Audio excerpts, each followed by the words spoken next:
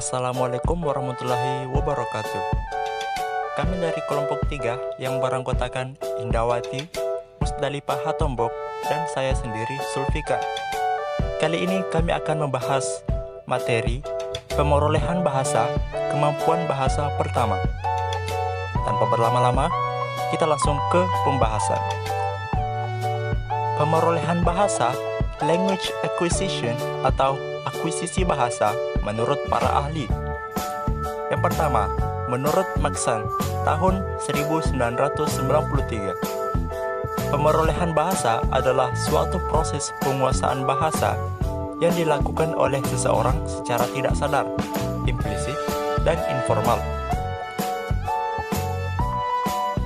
Yang kedua, menurut Darwo Wijojo tahun 2003, menyatakan bahwa pemerolehan bahasa adalah proses penguasaan bahasa yang dilakukan oleh anak secara natural waktu dia belajar bahasa ibunya. Bahasa pertama diperoleh oleh seorang anak dalam beberapa tahap, dan setiap tahap berikutnya lebih mendekati tata bahasa dari bahasa orang dewasa. Istilah pemerolehan merupakan padanan kata acquisition.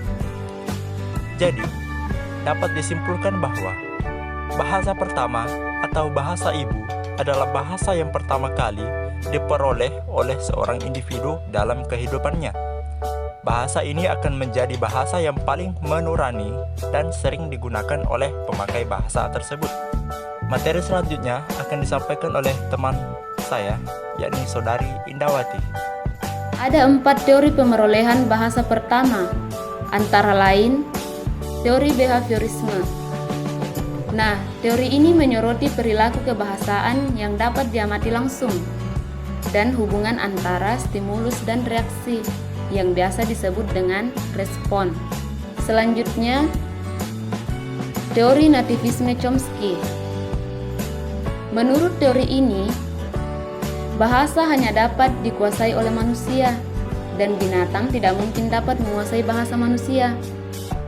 Seperti yang kita ketahui bahwa binatang itu tidak dapat berbicara seperti halnya manusia. Adapun teori yang ketiga yaitu teori kognitivisme, di mana munculnya teori ini dipelopori oleh Jean Piaget pada tahun 1954 yang mengatakan bahwa bahasa itu salah satu di antara beberapa kemampuan yang berasal dari kematangan kognitif. Jadi, urutan-urutan perkembangan kognitif menentukan urutan perkembangan bahasa. Yang terakhir, teori interaksionisme. Teori ini beranggapan bahwa pemerolehan bahasa merupakan hasil interaksi antara kemampuan mental pembelajaran dan lingkungan bahasa. Dan hal ini juga sudah dibuktikan oleh berbagai penemuan seperti yang telah dilakukan oleh Howard Gardner, di mana sejak lahir anak telah dibekali berbagai kecerdasan berbahasa. Akan tetapi, yang tidak dapat dilupakan adalah lingkungan juga faktor yang mempengaruhi kemampuan berbahasa seorang anak. Adapun materi selanjutnya akan disampaikan oleh Saudari Musdalifah Hatombok. Adapun materi selanjutnya yakni tahap-tahap perkembangan bahasa pertama anak. Tahap pertama yakni tahap pemerolehan kompetensi dan performansi. Sebagai pusat pengetahuan dan pengembangan kebahasaan dalam otak anak, kompetensi memerlukan bantuan performansi untuk mengatasi masalah kebahasaan anak. Yang kedua yakni tahap pemerolehan semantik. Salah satu bentuk awal yang dikuasai anak adalah nomina, terutama yang akrab atau dekat dengan tempat tinggalnya. Misalnya anggota keluarga atau famili dekat lainnya. Yang ketiga yakni tahap pemerolehan sintaksis. Anak mampu memproduksi bahasa sasaran untuk mewakili apa yang ia maksud. Dan tahap yang keempat yakni tahap pemerolehan fonologi. Pada usia 1 tahun, anak mulai mengisi bunyi-bunyi dasar dalam ujaran manusia dengan bunyi lainnya. Adapun tahap pemerolehan bahasa dibagi menjadi 4 tahap menurut Arifuddin, yakni tahap pertama, tahap pralinguistik atau masa meraba.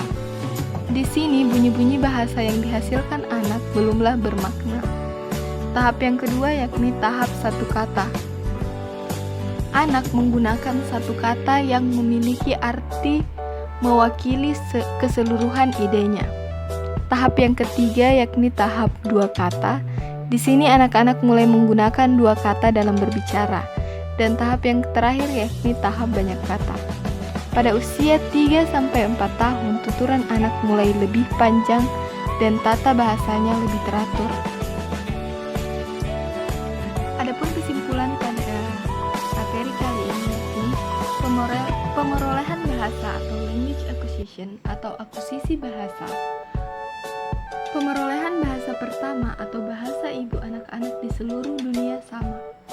Kesamaan proses pemerolehan tidak hanya disebabkan oleh persamaan unsur biologi, dan neurologi bahasa, tetapi juga oleh adanya aspek mentalitas bahasa. Salah satu pendapat mengemukakan bahwa tahap pemerolehan bahasa pertama dibagi menjadi 4 tahap, yakni tahap pemerolehan kompetensi dan performansi, yang kedua tahap pemerolehan semantik, yang ketiga tahap pemerolehan sintaksis, dan yang terakhir yakni tahap pemerolehan fonologi.